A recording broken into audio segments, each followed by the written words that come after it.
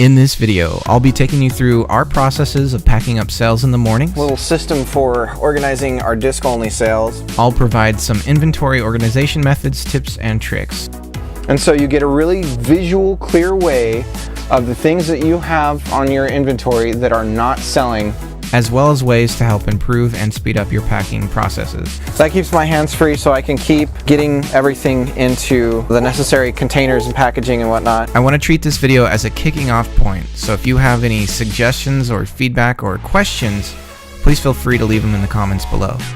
So in the mornings I pack up the things that we sold, and I thought doing a pack up for weekend sales would be good because we usually have a lot more sales on weekends. But I thought I'd show you the process that I have for getting my inventory in the mornings and getting everything ready to ship.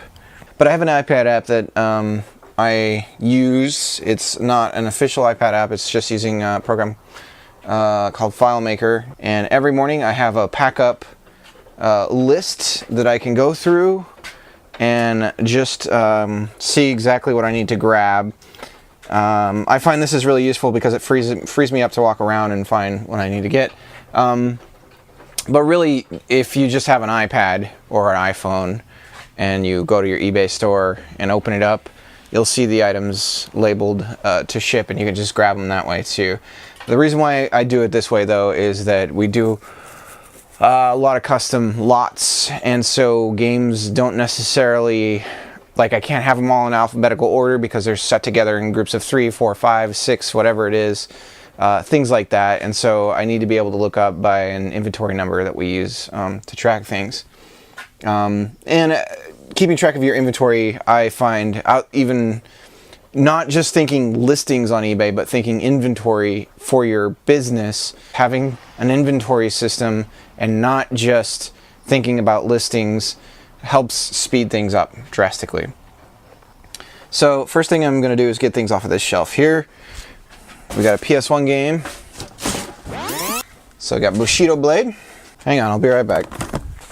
I'm missing my box. I'll just use this one. So I'm going to throw everything into a box. Normally I have a better box, a special box just for this occasion, but this will do. God of War for the PS2. Got that. Check. What else have we got? Ratchet Deadlocked for the PS2. Check. We got RBI Baseball. Check. And we have a 2600, an old Atari 2600 game. I think I have them back behind all these little guys. I want to say, where did I put them? Oh yeah, super organized. Slot racers and bowling for the 2600. The other nice thing about this is, unlike eBay, when you're packing things up, sometimes you can't see the items very easily. You gotta click in and do all this other stuff. It's nice to just have a list of the things that you're supposed to be pulling. Okay, so this is our little system for organizing our disc-only sales. We sell a lot of single games. So I have these little containers here, and then we label the console on the outside. And then got the little alphabetical dividers. These are really for CDs. These cases here. I'll include a link to them on Amazon if they still exist. We bought them a while ago, so I don't know if they're still around. So originally we used to keep our lot numbers by, we would go like lot W, and we'd throw a couple, if we had a group of disc-only games, and we'd throw them into W in the alphabetical system. Whoa! Normally I'm not pulling them out like this. Alright, but as our inventory's changed and grown, we've found that it just, it means more sorting and alphabetizing, and we've found that we lose things when we do that, specifically with disc-only, because we end up with so many of them. So we're using our internal inventory ID for lots of disc-onlys. If they're alphabetical single listings, then we throw them together on their own, like in the back here of this PS2 one. And it works out way easier to flip through and find things, and we've lost a lot less items that way. So here we're looking for Saga Frontier. Oh wait, what am I doing? PS1 Saga Frontier. Duh. Alright. So that's that. We've got PS2 lot, which is see. It's going to be in the 1400s, 1416. So this is it here. Prism and Sphinx for the PS2. And that's that for this section here. Kind of a slow weekend, admittedly.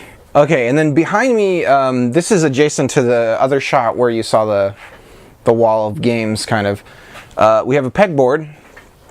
And so, you know, we sell other things besides just video games. And so we use a pegboard to put retail items that typically have the hooks that you would see like on a retail shelf. And so we have things like cell phone cases and some of those, like, you know, like Disney Infinity and that kind of thing. Got some World and Nintendo stuff over there. So this is a good way to just, I mean, it's built into how retail works in the first place. A lot of this inventory, you know, ends up looking like the back of a retail store. If you've ever worked in inventory or stock in the back of a retail store. So anyways, I'm gonna grab the thing that we sold, which is up here. And the great thing about pegboard is it's super cheap, easy to mount. It's adjustable, completely adjustable. You can change where things are and reorganize things very easily when you get different inventory items and things like that that you need to put on it. So that was the only item that was on the pegboard. It was a cell phone case. Throw that in the box. Okay, and this wall here is on the opposite side of everything else. This is where we're going to be building up some clothing items that we sell. I'd originally built these shelves for storing video games, but we are trying to diversify our breadth of things that we sell. So these shelves are, I think they're a little under that. They're 6 inches deep, except for the ones on the top. They get a little bit shorter, and they're a couple bucks a piece. I think maybe $2 a piece. They're okay. I was wrong. They're 7 inches deep. I'm putting the clothing. We're putting them in bread bags on the shelves. We're numbering them, sorting them numerically. The key to this system, and the thing that I think makes this work really well, is that you sort numerically. You go lowest to highest from left to right, moving up, left to right, up, as the numbers get larger. And then what ends up happening is you consolidate. When you sell, you consolidate things and you're moving them down the shelves, always down this way, you know, towards the bottom left. And what ends up happening is whatever numbers you have on the bottom left, that's the stuff that's not moving. And so you get a really visual, clear way of the things that you have on your inventory that are not selling when it comes to things specifically like this or the video game lots where we organize them by number. So what ends up happening, but with the disc onlys, like I had shown earlier, is you have them in the system lowest to highest in those files that I had showed, those CD holders that I had shown you. And what happens is anything that's closest to the front on the left side, you go, okay, these aren't selling. And you can tell by the number that they have. And be able to grab them and pull them out and maybe throw them together in a lot and just get rid of them. Whatever it is you have to do to sell them, get rid of your old stuff. Because it's not selling, it's not making you any money, it's wasting shelf space, get rid of it. That kind of thing. So it's a nice kind of visual built-in way to do this. The other thing about this is you're not going through tubs of things to find one item. So instead of, a lot of people throw things into like tub A1, something from A1 sells, and so they go, okay, well, I'm just gonna, all of these things in this tub, I'm gonna mention A1 in the listing, and then I just need to remember to go into A1. I have to find the item that looks like this. I have to find the tub and all that. I have to pull the tub down. I have to open the tub up. I have to go and sort through everything and find the thing I'm looking for, pull it out, that kind of thing. This is number 2072 sold. Boom. Go find, you know what direction to look. You just scan the shelf, you find it, and you pull it off. Okay, so over here, zoomed in, I've put, you can see the, here I've got some yarn coming down, just some standard yarn. This is just the way I do it. It might seem completely asinine. Our shelves were too short. So in order to make sure nothing falls off, what I've done is I've just taken thumbtacks, the kind that you can pull out, not the flat kind, but the colored kind with like the different colors. And I've put one on the top and one on the bottom, and then I've tied yarn around to make this little prison cage thing, but it's flexible, so I can pull the items in and out. You'll see the numbers on the items right here, so I can just find it, pull the one I need, and pull it out. So it's like it's kind of a poor solution for this particular problem, and it's simply because these shelves are originally designed for storing video games, not clothing, and so I just didn't make them deep enough. I think if you go 10 inches, that would be deep enough for clothing for most times that you would fold up and then put on the shelf. The other problem that I have with this system is that the bread bags make it so that the items slide off of each other very easily, and that's another reason why I have the yarn, is it acts as a solution to that kind of problem. Well, anyways, let me get to grabbing the items here. All right, now we have everything packed up and in a box, ready to get packed up and get the shipping labels printed and everything like that. This is the shipping area that we have. One trick that I have since I work at home with my wife is we pack up and ship together as a team. And right now we've got a newborn. She's 4 months old as of today-ish. Well, last weekend she was 4 months old. And so she's got to be inside. She might have to feed her, or do different kinds of baby stuff, and I'll go in there and help her too. But while we're packing up, she might need to be able to do something with her, and so she can't be out in the garage with me working anymore. And so we've had to come up with a solution for that. Essentially, we just call each other up, doing FaceTime or something of that equivalent. So I'm going to do that right now. And I guess I should turn the volume up. And so the reason why I'm calling her up is because she helps with the printing and shipping side.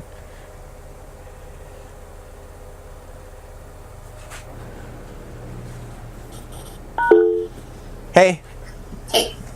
All right, I'm gonna maximize this. I wonder if there's a way to go like completely full screen. I don't think there is with this thing. Oh, yeah, there is. There we go. So you're in the video right now. Say hi. Hi. All right, you're really small. People can't see you, so that's good. Anyways, so I call Trisha up, and then she just signs into eBay, and I tell her the weights of items that we need to know the weights on. Most of them we know just from routine, but sometimes we've got weird ones every once in a while. She prints out the packing slip and the shipping label from eBay, and then I slap those on to the things that I've collected for the day's shipping. So yeah, like I said, Trisha prints out the packing slips and the shipping labels. That keeps my hands free, so I can keep getting everything into the necessary containers and packaging and whatnot, and I don't have to think about that. It's not a step that I have to do. That's another thing that I found, is making sure, as much as possible, if you can be doing a task that you're doing over and over and over again, instead of constantly switch tasking, like printing out labels, then packing the thing, then XYZ, it ends up just going faster if you're doing the same thing over and over again, because you can come up with a way of doing it faster than if you were to split tasks across. Okay, so I'm just going to take everything out of their packaging, or out of the box. Okay.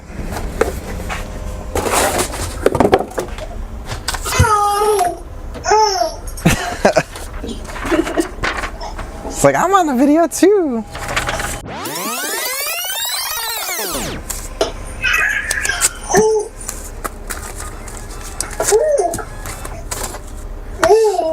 So I guess this is a good chance to show you how I do, how we pack disc-only items.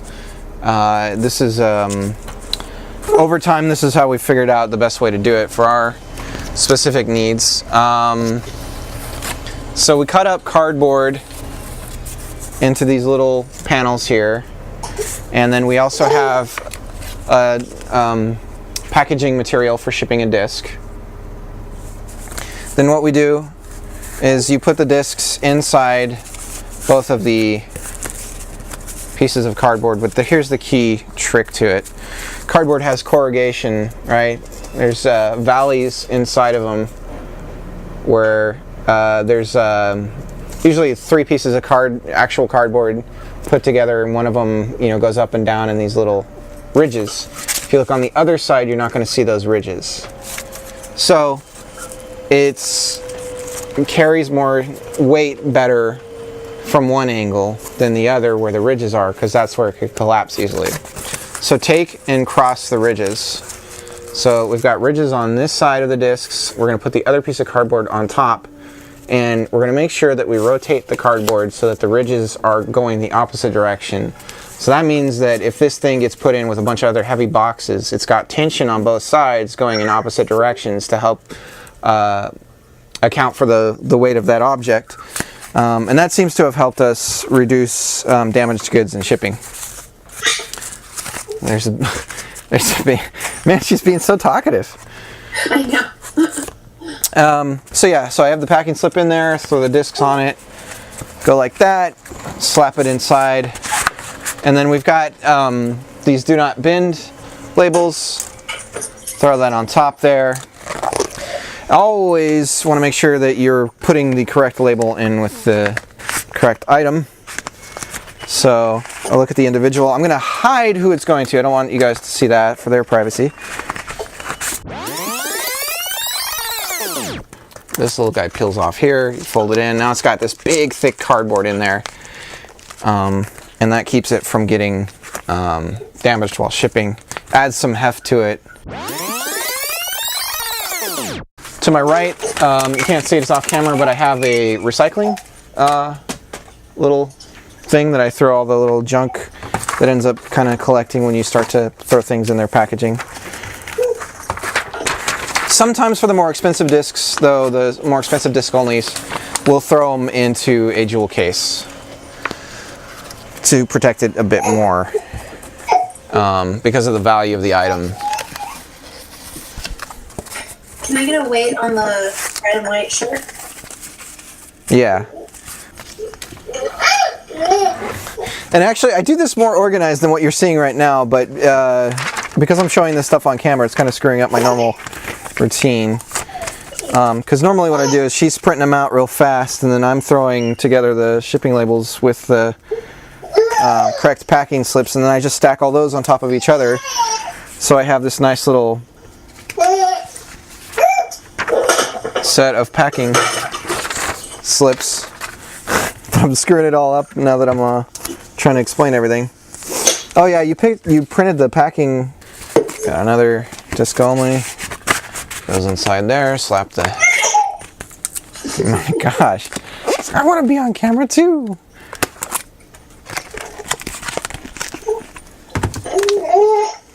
All these are going back into that box that I was using to hold everything in the first place.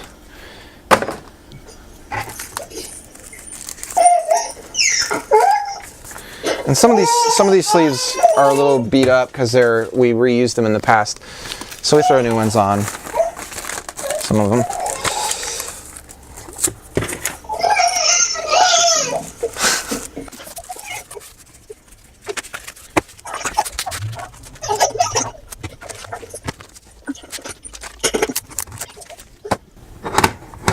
The shirt you needed the weight on? Yeah. Okay.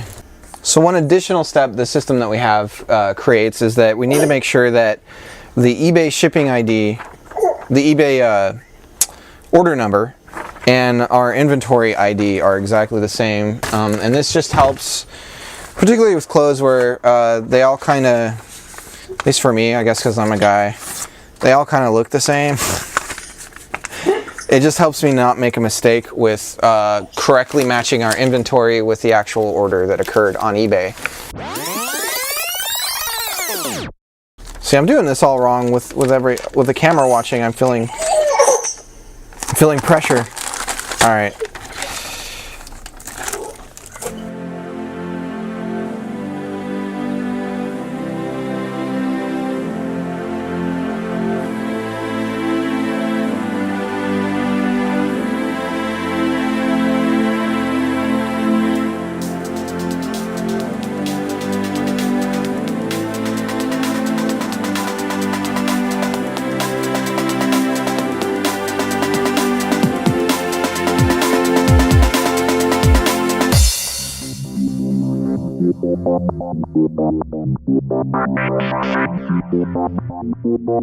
So real quick, I just want to show you how we do NES games. I have these longer cardboard pieces here, and I'll make a video explaining how I produce these quickly.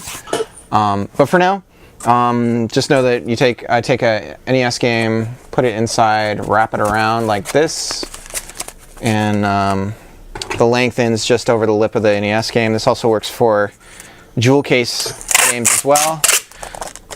Then I tape it shut like that, and then we throw it inside of a bubble mailer, and away it goes. Same thing with the Atari games. I'm going to throw them inside this cardboard here. I'm putting them side by side, and then I'm folding the cardboard over it like this, and to the side like that, and then I just shut them down. The distance inside the packaging and how snug this wraps into it helps prevent them from sliding out. There's padding on both sides now. I've got the manual inside this cardboard sleeve thing. And I guess I should just I'm gonna close it up and let the buyer know these are the manuals. If I can spell right. Is it U-E-U-A? Yeah. Which one? UA. UA. All right. Yes, I'm that bad of a spelling individual. Throw a do not bend on there. Kind of across your fingers. Feeling that.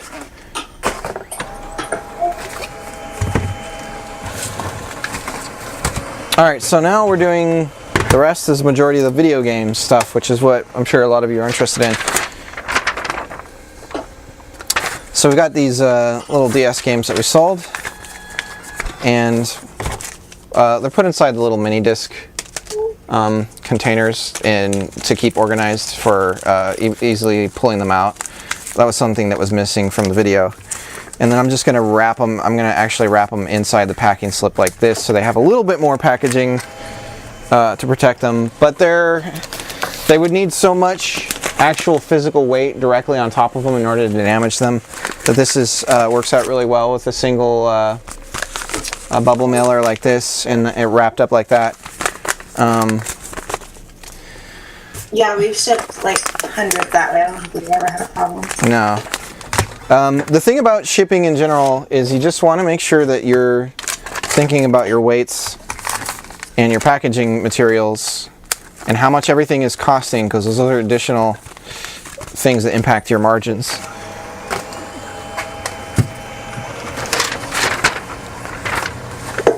Same thing with these PS2 games. Wrap them in cardboard. It just prevents the actual cases from being damaged. It's protecting your status as an eBayer by making sure that you're not getting damaged goods shipped to people and keeping them in good graces with you. So I guess I can just show you how I make these things that I wrap the games in. I have this cardboard cutter here. We have these boxes, and I'll make a future video on this explaining their dimensions and everything like that.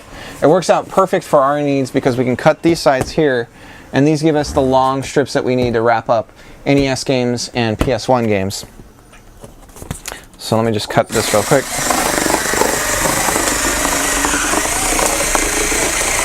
Everything falls right off like that.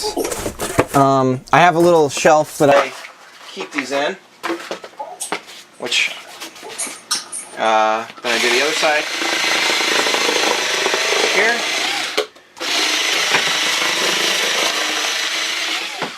Alright, so those work out to be perfect sizes.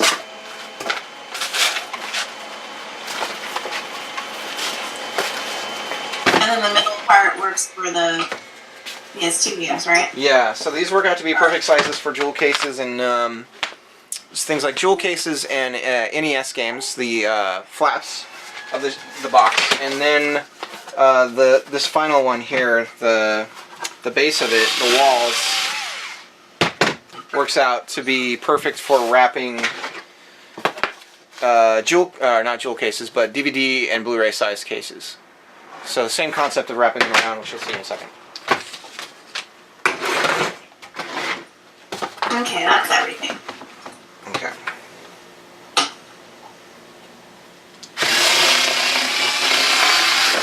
I have a little trick on this table here. I have a line that I marked that tells me the width to buzz these at, that works out perfect for wrapping one or I think up to 5 DVD sized cases together. So, exact same concept here. I'm going to put the packing slip inside with it in the back. We wrap around like that. Put it a little bit in the middle, that protects the edges. You see there's that distance on the inside there on both sides. Then wrap it around, put a bit of tape, and then throw it inside. Padded mailer. And this keeps the weight under 4 ounces, right? Or Under 8 usually. under 8. Yeah. Yeah.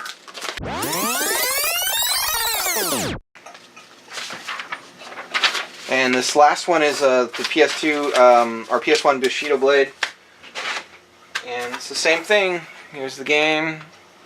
We wanted to get to them in one piece. Wrapping it up in the cardboard like that.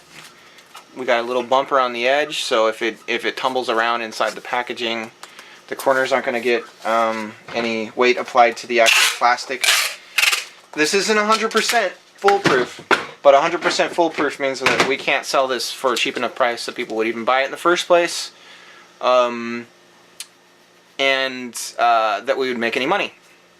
And so you balance risk and reward for both getting a sale and making your customer happy. Otherwise, it doesn't work.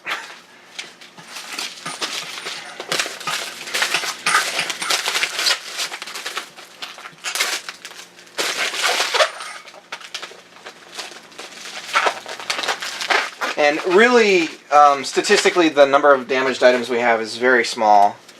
And like I said, if it does get to a customer damaged, then we do a refund. But that, statistically, that's not really a concern. With these measures in place, we found that we get the items in safe condition, and everyone's happy. So that's the daily shipping process. That's how I organize a little bit of behind the scenes of how we do the inventory, and mainly the focus here I really wanted to be on speeding up and the ways that we keep our inventory and shipping process so that this happens fast and cheap, but also that we keep our customers happy. So if you have any questions about what I was doing, or if you have any suggestions, please leave them in the comments below. I want to keep this a conversation between other resellers and interested people, and I just want to collaborate and help grow the community in a way where we can help each other get better at this and make this a living for ourselves. So don't forget to like and share this video with other people who are interested in this stuff, and let's build a community and try to get everyone's success growing. All right, see you guys.